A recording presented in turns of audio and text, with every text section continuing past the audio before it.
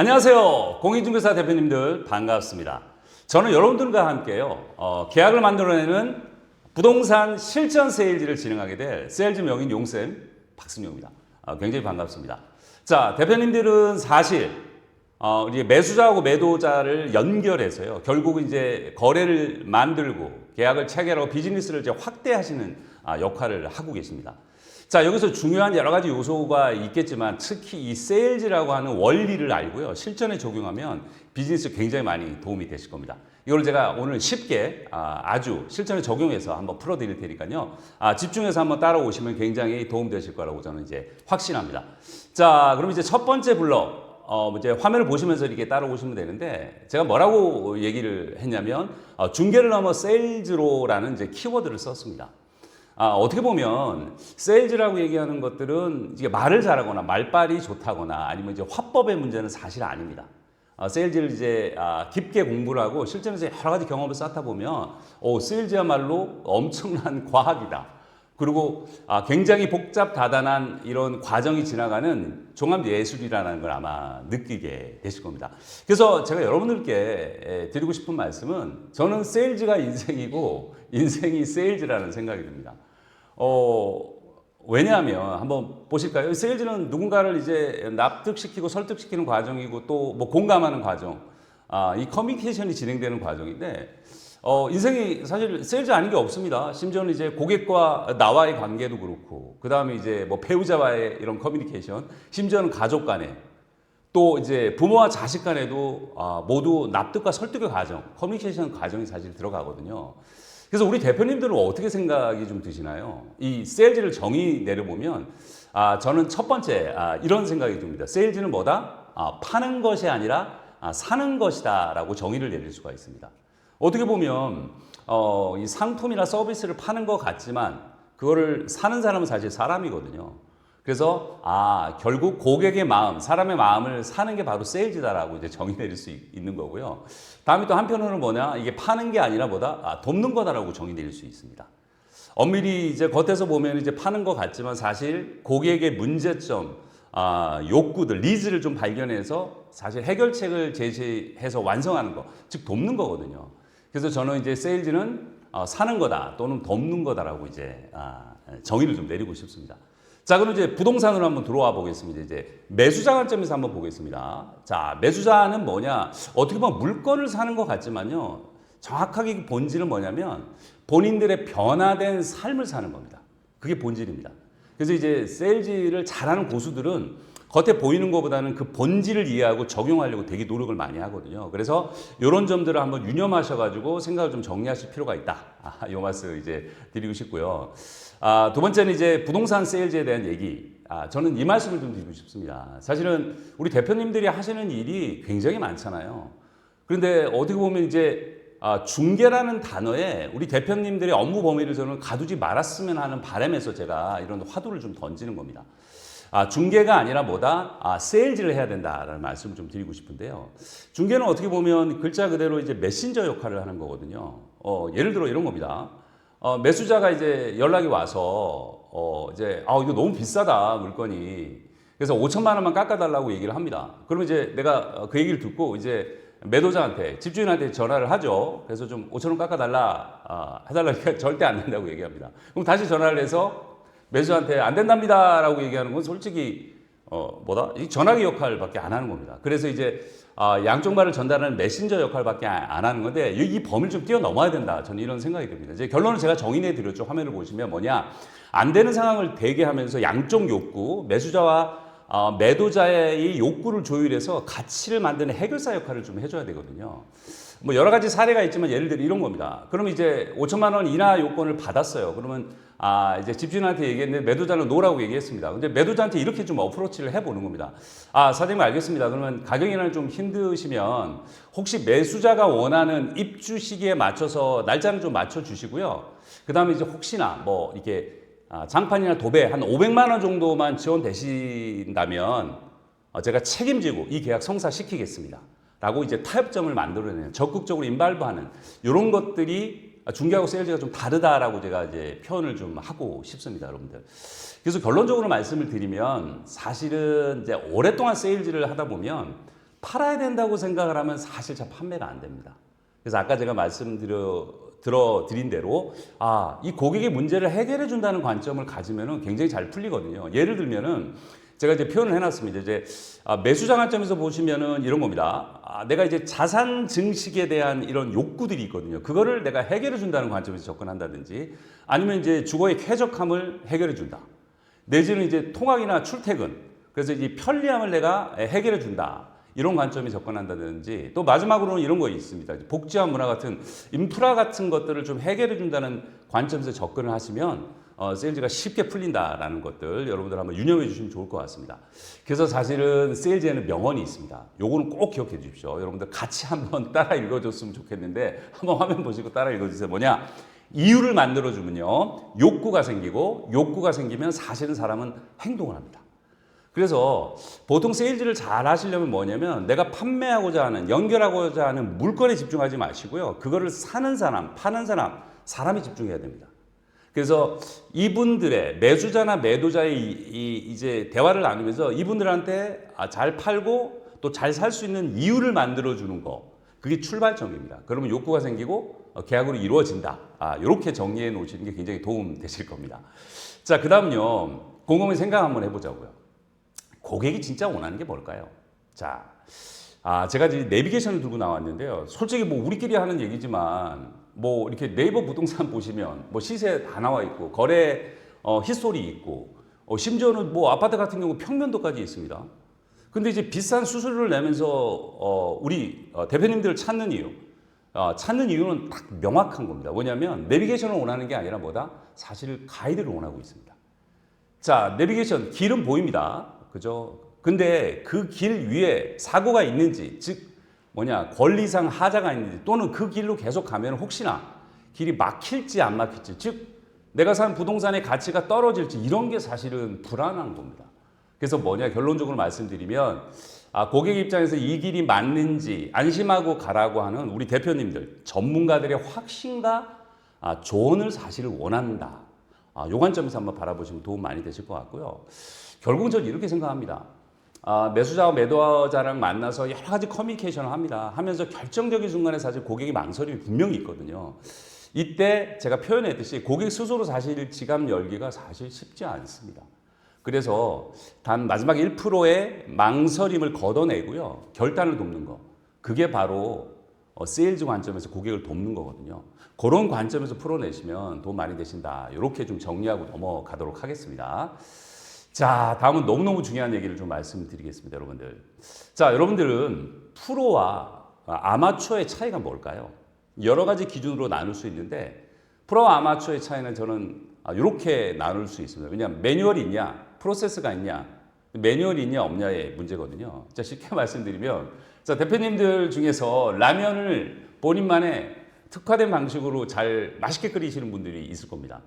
어떤 방법이 제일 맛있을까요? 이건 각자 사실은 여러 가지 방법이 있는데 이거 상대방은 사실 호불호가 있을 수도 있습니다.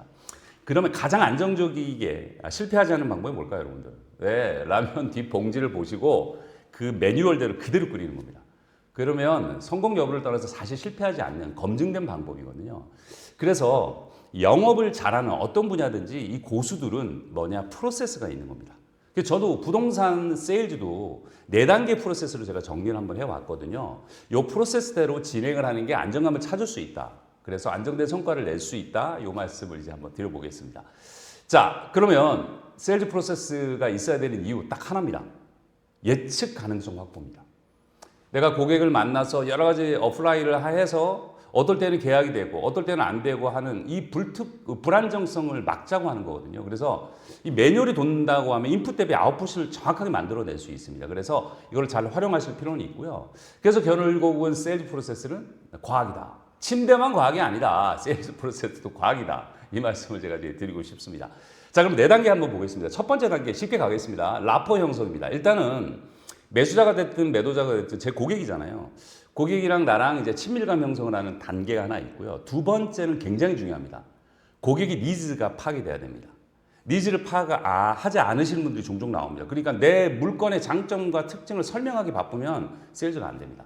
그래서 고객이 어떤 니즈를 갖고 있는지 파악을 하고요. 그 다음에 세 번째는 드디어 내가 준비한 이런 물건들을 잘 포장해서 제안하고 설득하고 그게 세 번째 단계입니다, 여러분들. 그 다음에 이제 마지막이 뭐냐? 바로 계약을 하나요? 부동산이 뭐 한두 푼도 아니고 굉장히 망설이게 되고 고민하게 됩니다.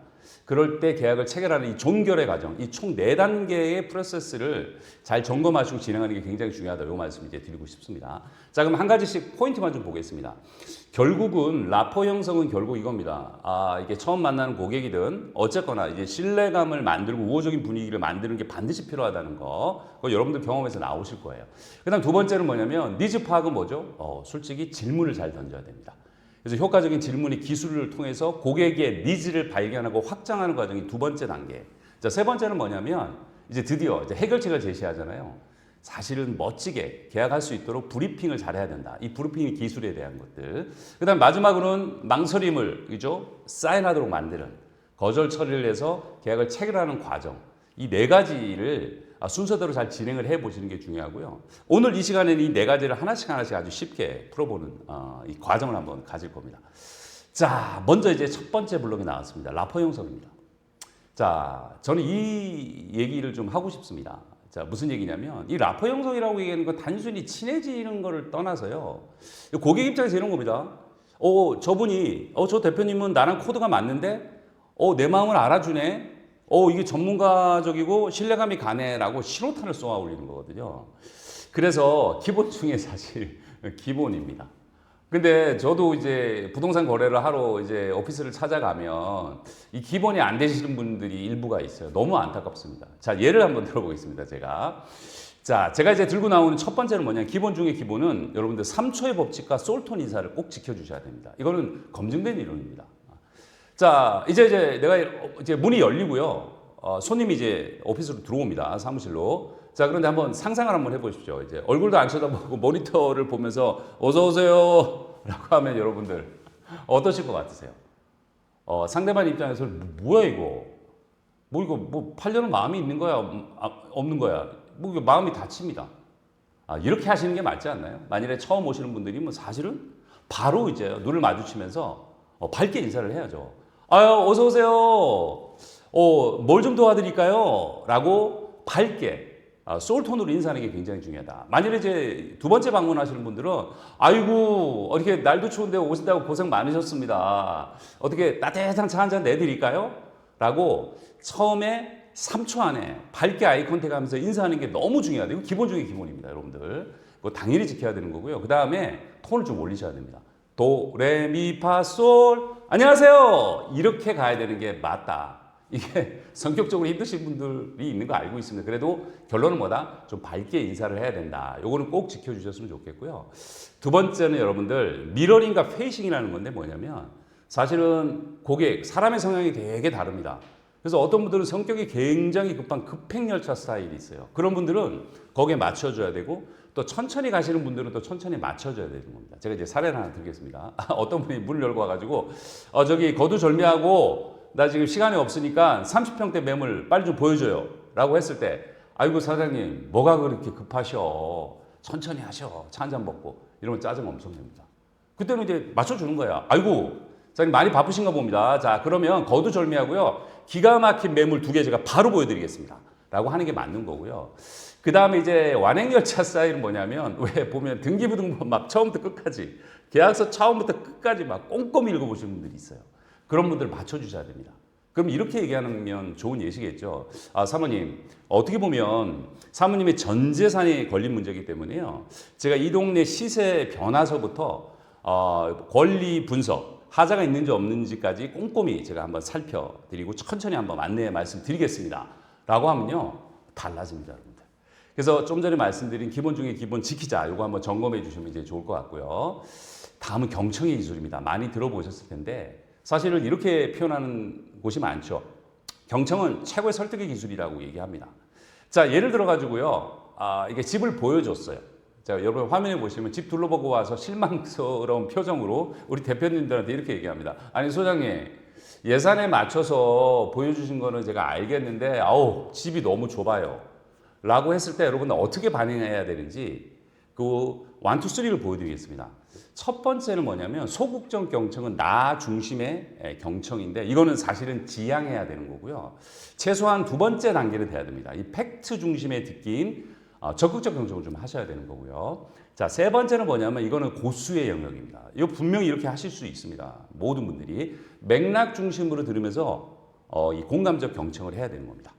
자, 예를 들어서 소극적 경청은 이런 겁니다. 뭐냐면 내 중심이에요. 이제 고객의 말을 듣기보다는 내 중심으로 생각하는 경청이다라고 이제 보시면 되는데 예를 들어 가지고 이제 손님이 이렇게 얘기했습니다. 소장님, 예산에 맞춰서 얘기해 준 거 좋은데 집이 너무 좁아요라고 얘기했을 때 어떻게 얘기를 하는 거냐면 이런 겁니다, 여러분들.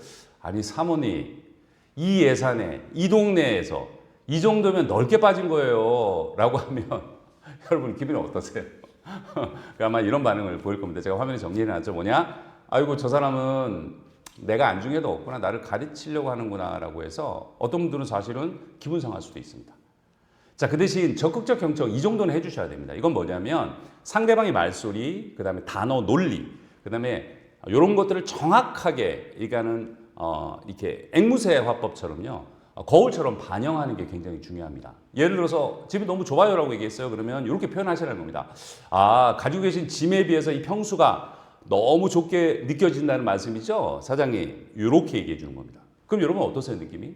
그럼 최소한 이 정도는 됩니다. 이 사람이 내 말을 정확히 이해하는구나, 전달되었구나라고 최소한 안도감을 느끼는 겁니다. 최소한 이 정도 수준은 돼야 된다.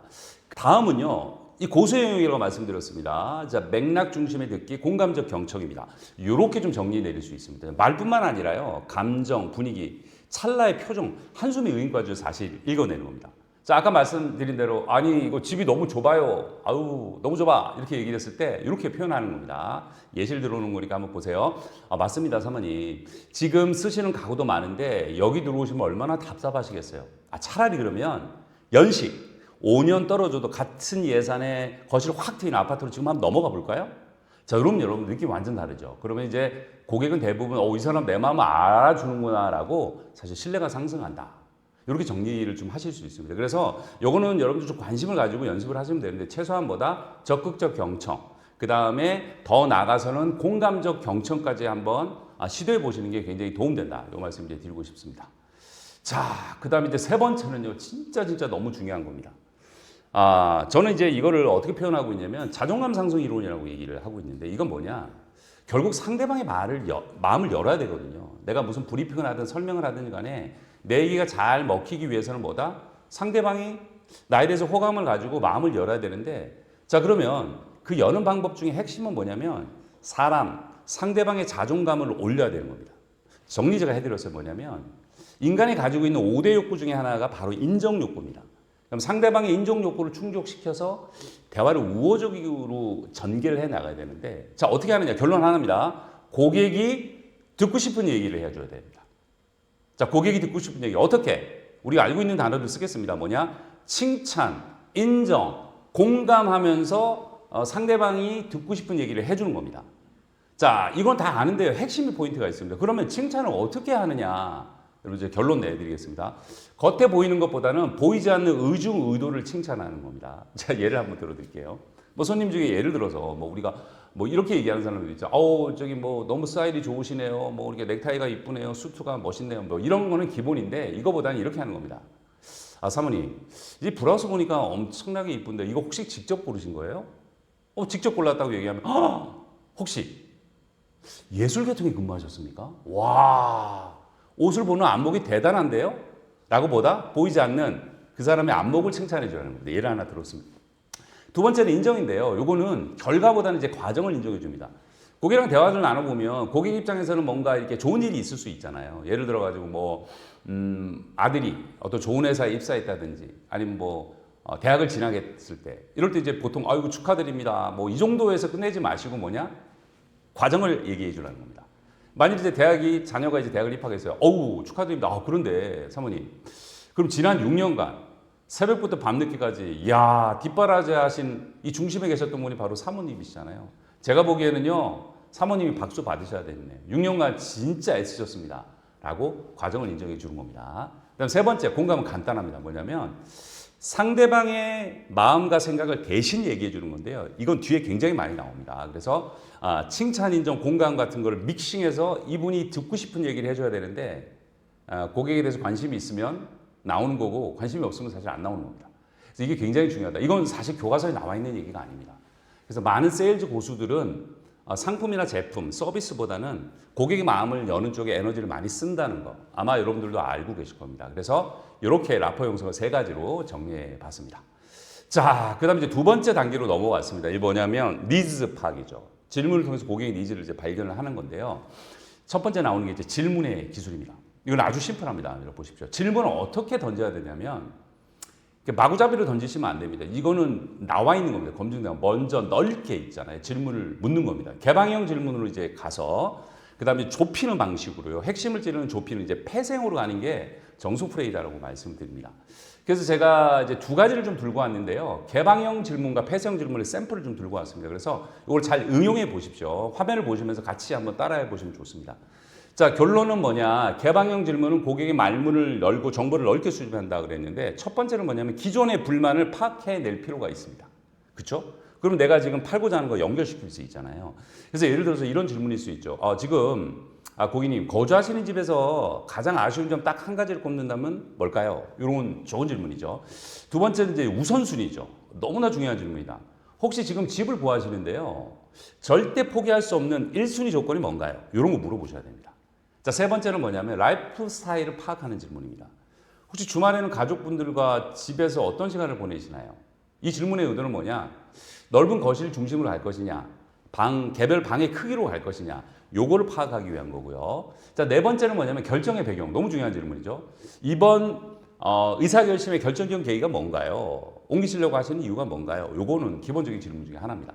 자, 마지막으로 이 막연한 기대를 구체화하는 건데 예를 들면 이런 겁니다. 자, 고객님이 생각하시는 이 살기 좋은 동네라는 것은 구체적으로 어떤 인프라가 있는 게 좋을까요? 원하시나요? 이런 질문으로 넓게 정보를 수집하시라는 겁니다. 자, 그 다음에 이제 폐쇄형 아주 구체적인 정보로 들어갑니다. 그래서 정보를 확인하고요. 제가 표현하고 있죠. 테러를 차단하는 그런 질문법이라고 보시면 됩니다. 자, 타임라인 확정. 이건 굉장히 필요한 질문이죠. 그럼 고객님 아니면 뭐 사모님 그럼 아예 학교 배정 때문에 무조건 1월 말까지 입주를 마치셔야 되는 상황이죠. 이런 질문일 수 있고요. 그 다음에 예산의 마지노선을 물어보는 것도 굉장히 중요하죠. 자, 그러면 정리를 해보면요. 취득세, 등록세, 또 인테리어 비용까지 모두 포함해서 대출 끌어 모아서 움직일 수 있는 최대 한도가 15억이라는 말씀이시죠? 라고 물어봐야 되는 거죠. 자, 근데 세 번째는 뭐냐? 조건의 타협점도 미리 이제 파악하는 게 좋습니다. 만약 사장님이 예산에 딱 맞춰서 이제 집이 있다면 지하철역이 도보를 한 15분 정도 조금 멀어도 감수할 수 있나요? 이렇게 물어보는 것도 좋은 질문법입니다. 그 다음에 이제 결정권자 확인해야 됩니다. 그렇죠? 오늘 이 물건을 보시고요. 마음에 드시면 사모님과 따로 상의 없이 사장님이 직접 가계약금 결정 내릴 수 있나요? 이거는 뭐 망설임 없이 사실 던져봐야 되는 질문입니다. 이런 것들을 파악해서 앞으로 어떻게 전개해 나가야 될지 이렇게 진행을 하면 될 것 같고요. 그래서 결론은 뭐냐면 질문의 기술에는 넓게 시작해서 좁게 좁혀라. 그리고 제가 중심적인 키워드를 기억해서 사용하시면 좋을 것 같고요. 다음은 이제 빙산 이론입니다. 이거. 자, 여러분들 빙산 아십니다. 이제 바다 위에 둥둥 떠 있는 빙산에 보면 우리가 보이는 부분이 적고 밑에 수면 아래가 훨씬 크다는 거. 우리 누구나 다 알고 있는 얘기입니다. 그러면 고객이랑 대화를 나눌 때요, 이 겉에 표현되어지는 이런 표면적 욕구를 보고 판단하는 것도 당연히 기본이지만, 그거를 잘 해석을 해서, 수면 아래에 있는 이 고객, 손님의 잠재적 욕구, 내면적 욕구를 파악하는 게 굉장히 중요합니다. 자, 그래서 why를 물어서 동기를 찾아내라는 말씀인데, 요걸 샘플로 제가 몇 가지 이제 말씀을 드릴 겁니다. 왜 이런 이 내면적, 잠재적 욕구를 알아야지 거기에 맞춰서 세일즈 포인트를 찾을 수 있는 거거든요. 예를 들어서 이런 분들입니다. 가격 저항형인 이제 고객분들이에요. 이런 분들이 이제 봤을 때, 표면적 욕구인 겁니다. 저 무조건 싼 집 주세요. 뭐 금매물만 보여주세요. 이렇게 표현하는 거는, 잠재적 욕구가 이럴 수는 있습니다. 제가 표현하고 있죠. 무리하게 연끌하다가 뭐 금리 오르거나 부동산 가격 하락해서 하우스포가 될 수 있다라는 사실 두려움이 있다는 거죠. 자, 그러면 세일즈 포인트는 뭐다? 싼 물건도 좋지만은 뭐다? 방어가 잘 되는 황금성 높은 안전한 물건이라고 하는 쪽에 포커스를 맞추시라는 겁니다. 자, 두 번째는 뭐냐면 학군 입지 지향형이에요. 표현이 이렇게 합니다. 무조건 초품화해야 되고 뭐 길 건너면 안 된다. 이런 것들은 잠재적 욕구가 이럴 수 있습니다. 뭐 맞벌이라 사실 자녀 챙길 수 있는 이런 챙길 수가 없으니 미안한가 이제 불안함이 좀 있잖아요. 그다음 혹은 이제 엄마들 같은 경우는 이 커뮤니티에 합류를 해서 이 정보력이 밀리기 싫은 이런 소속감과 이 과시욕 같은 게 있잖아요. 그래서 이런 경우에는 어떻게 세일즈 포인트를 맞추냐고 하면 직구조보다는 뭐냐 통학의 안전성 내지는 단지 내 커뮤니티 활성화 쪽으로 포커스 세일즈 포인트를 맞추시라는 겁니다. 자 이제 세 번째는 이제 평수 확정형 굉장히 넓은 것들을 우선시하시는 분들은 표면적 욕구는 나는 24평 필요 없고 최소한 30평 아니면 40평 이렇게 얘기하시는 분들이 있습니다. 그럼 잠재적 욕구를 한번 생각해 볼 필요는 있어요. 이거는 예측하건대 이런 거죠. 아닐 수는 있지만 아이 성장에 따른 개인 공간이 없어 생기는 가족 간의 불편함이 있을 수 있고요. 또 내줄 이런 분도 있습니다. 누군가를 초대했을 때 번듯한 보여주는 이런 인정 욕구 같은 것도 사실 존재하거든요. 그러면 세일즈 포인트는 달라지는 거죠. 평수 숫자보다는 독립된 동선, 공간 그리고 이제 거실의 개방감 같은 쪽에 이 개방감을 이제 보여주면서 변화된 삶을 한번 그려주는 게 세일즈 포인트다라고 이제 보시면 될 것 같고요. 그다음에 이제 신축 집착형들이 있습니다. 뭐 누구나 그렇겠지만 자 그러면 이런 건 이제 구축나 필요한데 절대죠. 5년 이내 신축이어야 된다. 이런 경우에 이제 잠재적 욕구는 이런 거 아니겠습니까? 뭐 이전에 이제 구축에 살았던 경험이 많이 있으신 분들이 많겠죠. 그러면 뭐 층간 소음 문제도 있고 이중 주차 문제 뭐 여러 가지 안 좋은 이제 스트레스나 기억들이 있기 때문에 요거를 좀 이렇게 회피하는 쪽으로 세일즈 포인트를 잡아야 된다. 그래서 제가 뭐라고 정리했냐면 만약 이런 거죠. 예산이 맞지 않으면 구축이더라도 뭐 주차 대수가 뭐 1.2대 1.5대 이상이거나 아니면 올 수리가 돼서 구축이 되도록 배관 교체 등 과거의 배관 교체가 돼서 과거의 트라우마 등 이런 게 좀 해결되는 쪽으로 세일즈 포인트를 잡아라. 그래서 이제 정리하자면 빙산이론은 표면적인 것보다 이제 잠재적 욕구를 찾아내서 예상을 해서 이쪽으로 세일즈 포인트를 풀어내라는 요 말씀 제가 드리고 싶고요. 세 번째, 이게 진짜 중요한 겁니다. 이게 팁일 수 있으면 팁인데요. 이거면은 메모를 꼭 하셔야 됩니다. 메모는 단순히 기록이 아니고요. 어마어마한 파워가 있습니다. 이건 다 검증된 이론이라고 말씀드렸습니다. 첫 번째는 뭐냐면 시각적 압도 효과가 있습니다, 여러분들. 그냥 급한 대로 뭐 이면지라든지 뭐 그런 데다 적지 마시고요. 조금 고급스러운 다이어리, 좀 좋은 펜 이런 것들을 가지고 한번 여러분들 이렇게 한번 말씀 한번 해보세요. 뭐냐면 사모님 어떻게 보면 사모님의 전 재산 중요한 재산을 다루는 문제이기 때문에 제가 천천히 꼼꼼하게 기록하면서 사모님과 대화를 나눠보겠습니다 라고 얘기하면 고객이 어떤 느낌일까요? 저 사람은 내 재산을 진짜 진지하게 다루는 진짜 프로구나. 완전 처음부터 달라지는 겁니다, 여러분들. 그렇게 잘 한번 점검해 보시고요. 두 번째는 뭐냐면 이 기록은요 심리적 통제를 할 수 있습니다. 제가 뭐라고 표현했나요? 무리한 요구나 허튼 소리를 가둘 수 있어요. 왜냐하면 대화는 휘발성으로 사라지지만 기록은 남잖아요. 그러면 이걸 보고 있으면요 허튼 소리 못합니다. 무리한 요구 못하고. 그래서 약간 이 펜끝을 보면서 고객이 손님이 이성을 찾는 이런 경향이 굉장히 큽니다. 그다음 세 번째는 뭐냐면 크로징의 무기를 쓸 수 있습니다. 실컷 집을 보여주고 굉장히 여러 번 이제 커뮤니케이션을 했는데 막상 굉장히 망설입니다. 그럴 때 그 기록을 보여주셔야 됩니다. 사모님, 제가 여기 이렇게 적어놨습니다. 사모님이 1순위가 뭐냐면 채광이 좋은 남양이라고 말씀드렸고요. 하셨고요. 두 번째는 뭐냐면 이 기록대로 제가 메모한 대로 보시면 10억 이하의 예산이면 오케이 하신다 그랬는데 유일하게 남은 하나의 물건입니다. 지금 준비하지 않으시면 놓칩니다. 라고 말과 행동을 일치시키는 이런 효과가 있습니다. 그래서 제가 말씀드린 대로 메모도 여러분들 정성껏 잘 해주시면 도움 많이 되신다. 이 말씀을 이제 정리해 드리기로 하겠습니다. 자, 그 다음에 드디어 우리 대표님들이 준비해 주신 이런 물건을 가지고 이제 브리핑을, 설명을 잘 하셔야 되는데, 이 세 번째 단계도 굉장히 중요하죠. 근데 결론부터 말씀드리겠습니다, 여러분들. 결국은 가치를 그려줘야 되는 겁니다. 자, 말씀드리겠습니다. 가장 정석 프레이를 제가 말씀드리겠습니다. FAB 기법을 쓰셔야 됩니다. 자, 이거는 여러분들 우리가 손님 입장에서 물건을 사러 가거나요 어떤 세일즈맨들을 만났을 때 잘하는 사람들을 봤을 때 다른 게 하나 있습니다. 저는 그런 사람들 간혹 보거든요. 많지는 않습니다. 뭐냐면 팔고자 하는 제품이나 상품, 부동산도 마찬가지입니다. 뭐가 있을까요, 여러분들? 첫 번째 특징이 있고요. 두 번째는 장점이 있습니다. 그래서 보통 하수들은 특징과 장점만 얘기하는데 고수들은 특징, 장점 기본에 이거를 구매하면은 얻을 수 있는 이점을 표현해내는 겁니다. 가치를 그려낸다는 거죠. 이 세 가지를 자유자재로 이제 쓰시면 되게 도움된다. 이 말씀 드리고 싶고요. 자, 그럼 결론은 특징이나 장점을 팔지 말고요. 이득, 이점을 보여줘라, 그려줘라. 이 말씀을 제가 드리고 싶습니다. 자, 그럼 하나씩 보겠습니다. 피처 특징이죠. 이거는 매물의 객관적인 스펙이나 사실들을 이제 보여주는 거죠. 이건 당연한 거고요. 그 다음에 어드밴티지 장점이 나오는데 그건 뭐냐? 특징에서 파생된 기능적인 장점을 보여주는 겁니다.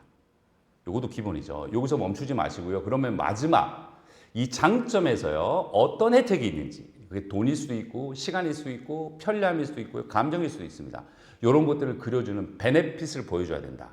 요거를 여러분들 요 개념을 아시면 굉장히 도움되십니다. 그래서 몇 가지 제가 샘플로 보여드렸으니까 샘플일 뿐입니다. 여러분들이 충분히 실천해서 활용할 내용들이 굉장히 많습니다. 좀 예를 들어 이런 겁니다.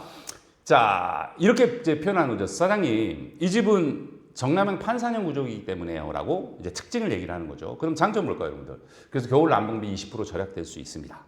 근데 이로 인해서 얻게 되는 이점, 이득은 뭐죠? 그래서 거실에서 햇살 보면서요 모닝커피 하시기 딱입니다. 예를 들면 이런 겁니다. 자, 하나 더 보겠습니다.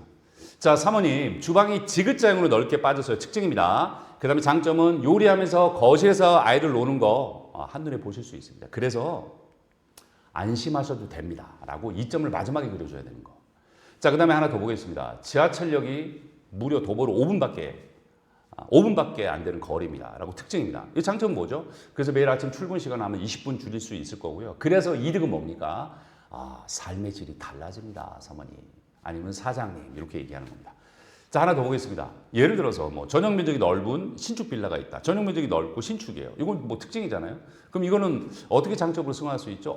아파트 전세 자금으로 내 집 마련할 수 있다. 그리고 뭐다? 이점은 넓은 테라스에서 바비큐 파티 할 수 있습니다. 물론 안 되는 게 있겠죠. 안 되는데도 예를 들면 이런 겁니다. 이렇게 이제 풀어내시면 되고요. 마지막 하나 보겠습니다. 자, 안방 화장실에 창문이 있는 경우 드물지만, 예를 드는 겁니다. 안방 화장실에 창문이 있습니다. 특징입니다. 그러면 환풍기 틀 필요 없이 뭐다?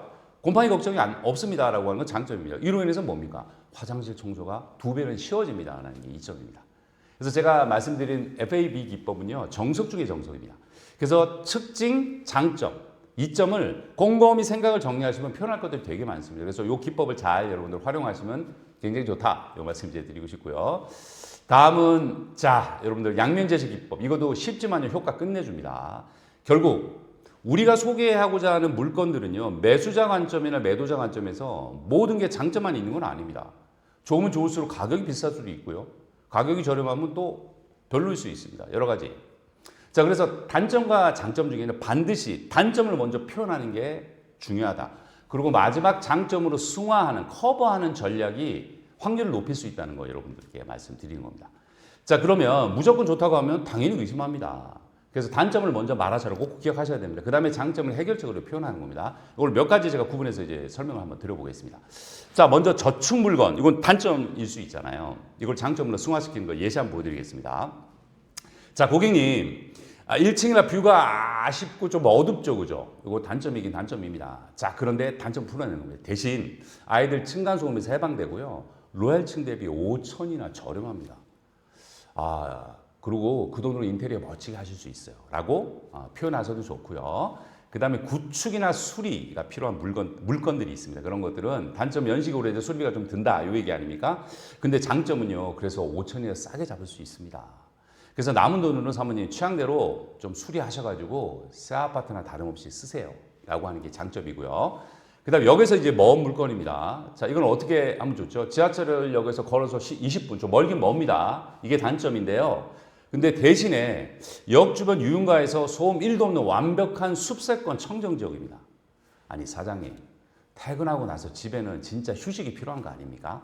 라고 장점을 승화해 주시면 효과가 있다는 말씀이고요. 마지막 이제 뭐 이게 방 크기가 작은 물건이 있습니다. 자, 이거는 방 하나가 너무 작게 빠졌죠. 이게 단점이긴 합니다. 그런데요. 어차피 거실 생활 많이 하시잖아요. 자, 이 방은 시스템장 짜놓고요. 완벽한 드레스룸으로 쓰시면 공간하는 게 짱입니다. 라고 이제 장점을 수고하시면 되고요. 마지막은 이제 서양 물건입니다. 모든 사람이 사실 남향을 좋아하잖아요. 그런데 장점으로 승화는 이런 겁니다. 서양이나 오후 늦게 해가 들어오긴 들어옵니다. 깊게 들어오는데 근데 반면에요. 겨울에 퇴근하고 오시면요. 사실 집이 제일 따뜻한 게 사실입니다. 게다가 매일 저녁 거실에서 멋진 저녁 노을뷰를 보실 수도 있는 거 그거 생각하셔야 됩니다. 라고 장점으로 승화하시는 거 양면 제시 기법 여러분들 잘 활용해 주셨으면 좋겠습니다. 자, 그 다음에 이제 요거는 여러분들 앵커리 효과. 이거는 정박 효과라고 하는데요. 내가 보여주고 싶은 물건이 하나면 이건 뭐 하나를 보여줄 수밖에 없습니다. 그런데 여러 개가 있는데 결론은 뭐냐면 요겁니다. 내가 가장 팔고 싶은 물건을 어떻게 배치하느냐에서 판매의 확률이 높아진다는 통계가 있습니다. 이걸 잘 활용을 하시는데 한마디로 이게 보여주는 물건 배치의 전략적 순서다. 요 얘기 좀 드리고 싶습니다. 결론부터 말씀드립니다. 내가 보여주고 싶은 걸요 중간에 박아 넣어야 됩니다. 그게 훨씬 효과가 있습니다. 몇 가지 샘플 요거 말씀드려 보겠습니다. 예를 들어서 가격 앵커링입니다. 처음에 이제 이런 겁니다. 수리가 안 된 1층 7억짜리를 먼저 보여주고요. 내가 팔고자 하는 거 그 다음에 보여주는 겁니다. 이거 뭐냐면 부분 수리가 됐고요. 그 다음에 중층 금매입니다. 5천 비싼 7억 5천을 보여주고요. 나머지 더 좋은 물건을 보여주는 겁니다. 수리가 된 고층 8억 5천입니다. 자, 보여주고 이렇게 마무리가 돼야 됩니다. 사모님, 7억짜리는 수리비가 7억짜리는 수리비가 더 들고요. 8억 5천은 솔직히 예산 오버하시잖아요. 제가 보기엔 딱 5천만 원 더 쓰셔가지고 알짜 매물 지금 요거 7억 5천짜리 잡으십시오. 라고 접근하는 게 확률이 높다. 이 말씀 100% 없습니다. 여러분들 확률이 높인 겁니다. 세일즈 게임은. 자, 그 다음에 이제 옵션 앵커링. 요건 뭐냐면 오피스텔 제가 비유로 한번 들어볼게요. 1억에 70만 원 하는 오피스텔이 있는데 이건 옵션이 없습니다. 근데 내고자 팔고자 하는 건 뭐냐면 풀 옵션, 첫 입주하는 겁니다. 그 대신 1억에 10만 원 비싼 80만 원입니다. 자, 이걸 두 번째로 보여주고요. 세 번째는 뭘 보여주냐면 70만 원이지만 이거 풀 옵션입니다. 하지만 보증금 부담이 있는 1억 5천을 보여주는 겁니다. 그래서 이렇게 풀라는 얘기죠. 자, 결론적으로는요, 고객님 월 10만 원만 더 투자하시면 1억에 80만 원짜리죠. 뭐냐, 세탁기, 건조기, 에어컨 등 살 필요 없이요. 가전 세팅된 새 집에서 몸만 편안히 들어오시면 됩니다. 라고 타겟을 중간에 배치한다는 겁니다. 자, 그 다음에 이제 시세 앵커링입니다. 이거는 이제 작년에 실거래가 15억짜리를 이제 얘기를 해주고, 그 다음에 금매로 나오면 13억 5천짜리를 보여주는 겁니다. 그 다음에 요 근처 옆 단지에 요거보다 비싼 14억 5천짜리 이제 보여줬어요. 그래서 이렇게 풀라는 겁니다. 자, 결론적으로 지금 이 물건은요, 최고가 대비 1억 5천이나 빠지는 완전 바닥 금액입니다. 다른 매물도 보셨죠? 지금 호가 올라가고 있습니다. 지금 잡는 것이 무조건 기회입니다. 저렴합니다. 라고 앵커링 효과를 잘 활용해 보셔라. 이런 말씀으로 이제 정리해 드리겠습니다. 자, 마지막입니다. 이제 클로징 단계에 왔는데요. 저는 이 말씀 드리겠습니다. 오랫동안 세일즈를 했던 이런 노하우를 통해서 결론은 뭐냐? 모든 상품의 세일즈는요, 클로징이 결정납니다. 클로징이 상담의 시작이고 세일즈의 시작이거든요. 그래서 특히 부동산 물건은 뭐냐? 대형 세일즈입니다. 워낙 금액이 많이 들어가기 때문에 그 자리에서 반드시 결정하기 힘든 건 사실입니다. 하지만 머뭇거리다가 다른 경쟁자한테 뺏기거나 놓치는 경우가 사실 허다합니다. 그래서 머뭇거릴 때 이거를 조금이라도 확률을 높여서 계약을 체결할 수 있는 이 클로징 기술이야말로 정말 준비를 단단히 하셔야 된다. 이 말씀 이제 드리고 싶습니다. 자, 먼저 이 말씀 드리고 싶습니다. 화법이나 원리 중요하지만요. 가장 중요한 건요. 우리 대표님들이 거절을 바라보는 태도, 그 다음에 해석이 저는 제일 중요하다고 봅니다.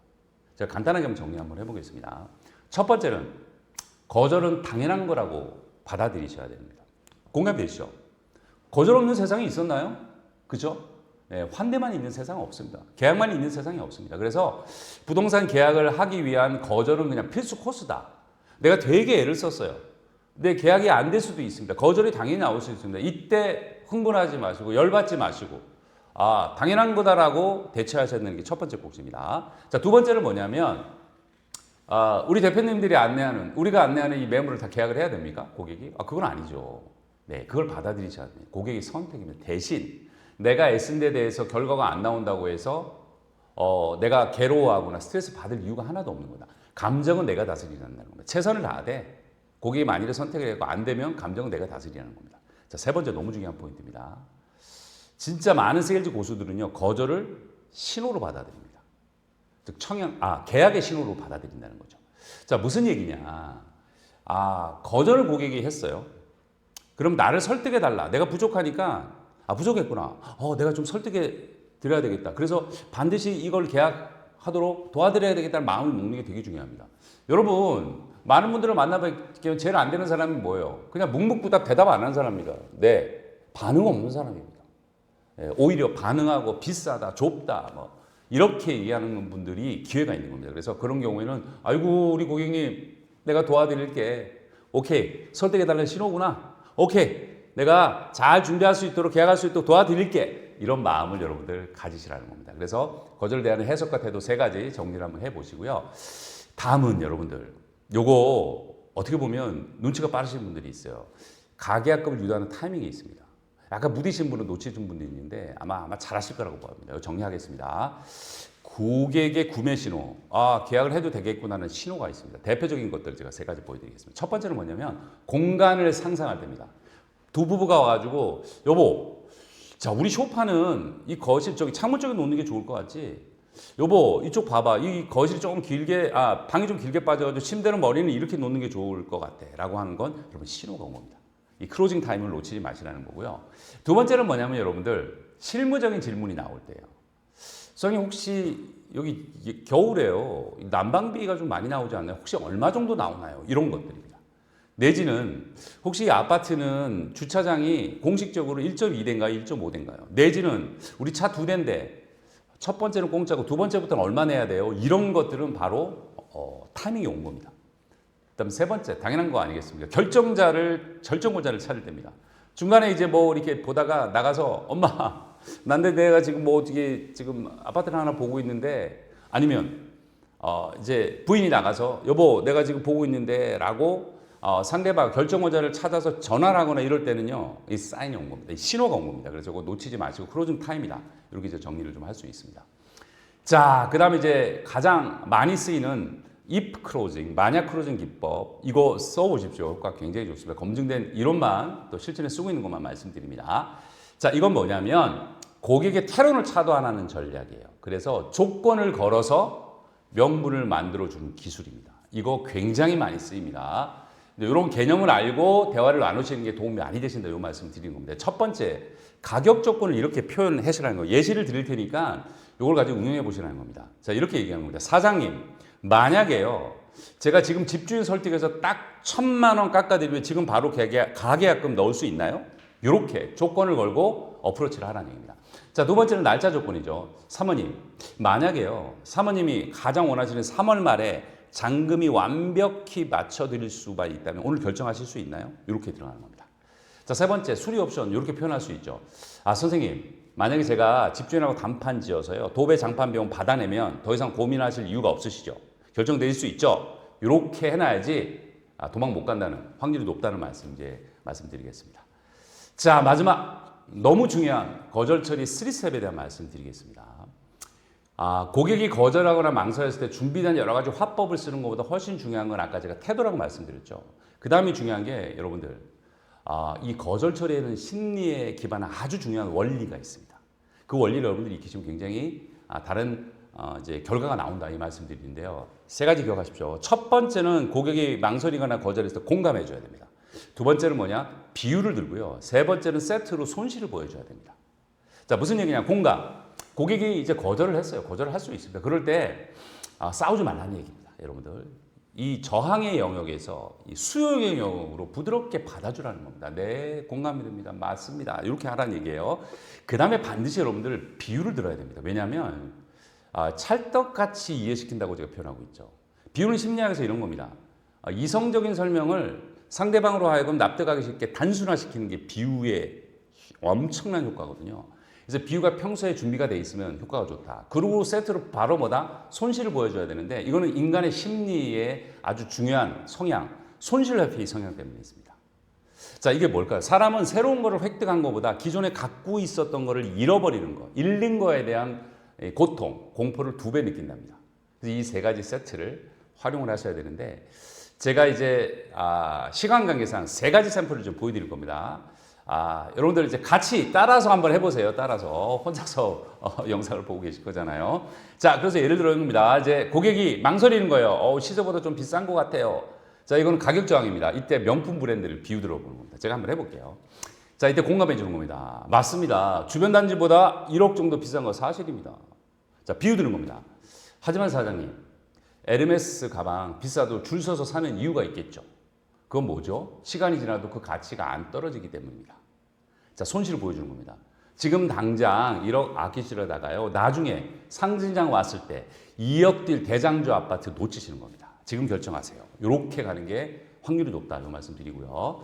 두 번째는 좀 더 생각해 보겠다. 며칠 뒤에 하겠다. 이렇게 하시는 분들이 있어요. 이걸 결정 보류잖아요. 이런 것들은 연예인은 비유드는 겁니다. 보면 네, 당연하시죠. 전 재산이 걸린 문제인데 하루 이틀 신중하게 고민하셔야 되는 거 공감합니다. 자, 비유드는 겁니다. 그런데 사모님, 진짜 이쁜 집은 이쁜 연예인과 똑같습니다. 내 눈에 이쁘면 남들 눈에도 이쁩니다. 자, 손실 보여줍니다. 사모님, 오늘 밤 고민하시는 시간 동안에요. 어떤 분들은 내일 아침에 문 열고 오자마자 가계약금 쏘고 집 채갈 수도 있습니다. 지금 하세요. 라고 하시는 게 훨씬 확률이 높다. 자, 그 다음에 마지막 세 번째입니다. 요즘 집값 떨어져서 이제 불안하다. 어떻게 할지 모르겠다. 이제 시장 불안에 대한 거. 이건 이제 우산의 비유 들어보면 효과가 좋습니다. 자, 맞습니다. 요즘 금리도 높고요. 뉴스 보면 당연히 불안하시겠죠. 저 그 점 충분히 공감합니다. 그런데요, 비바람 불 때, 그럴수록 우산이 튼튼하게 있어야 안좋지 않을까요? 하락장일수록 방어력 좋은 똘똘한 한 채로 갈아타셔야죠. 더 바닥일 때 사야지 하고 마냥 기다리다가요. 결국 많은 분들이 타이밍 놓치셔서 계속 전세금 올려주면서 남 좋은 일만 시키고 있습니다. 이번 기회에 결심하시고 준비하십시오. 라고 마무리 한번 지어보십시오. 자, 그래서 다양한 표현들이 있거든요. 요것만 기억해 주시면 돼요. 고객이 이제 거절을 하면 공감해 주시고요. 적당한 비율을 하나 들어서 손실을 보여주면서 마무리하고 크로징에 들어가시면 100% 없습니다. 확률을 높이는 겁니다, 여러분들. 이렇게 이제 마무리해 주시면 좋겠습니다. 자, 이제 마무리 한번 해보겠습니다, 여러분들. 우리 대표님들이 이제 매수자, 매도자 이 고객분들을 만나서 계약을 성사시키고 비즈니스를 확대해야 되잖아요. 근데 저는 이 게임이 대표님들, 우리가 이기는 게임이라고 생각합니다. 왜 그럴까요? 이겁니다. 어떻게 보면 매수자나 매도자 입장에서는 굉장히 많은 것들을 검토하고 많은 우리 공인중개사 사무실을 다닐 겁니다. 그래서 마음에 드시는 걸 사겠죠. 그런데 이 제한이 들어오나 크로징이 들어올 때, 오늘 어떤 공인중개사분이 나한테 이렇게 제안할 때, 내가 이걸 좀 이렇게 미루고, 안 하려고 하는 이런 준비나 연습을 합니까, 여러분들? 안 합니다. 근데 우리는, 이 세일즈는요, 연습을 할 수 있습니다. 준비를 할 수 있습니다. 그래서 저는, 우리가 이기는 게임이라고 봅니다. 그래서 제가 오늘 말씀드린 아주 기본적인 내용들, 이런 것들 잘 한번 접목시켜가지고요, 많이 연습해주고 한번 써보십시오. 아마 좋은 결과가 있을 겁니다.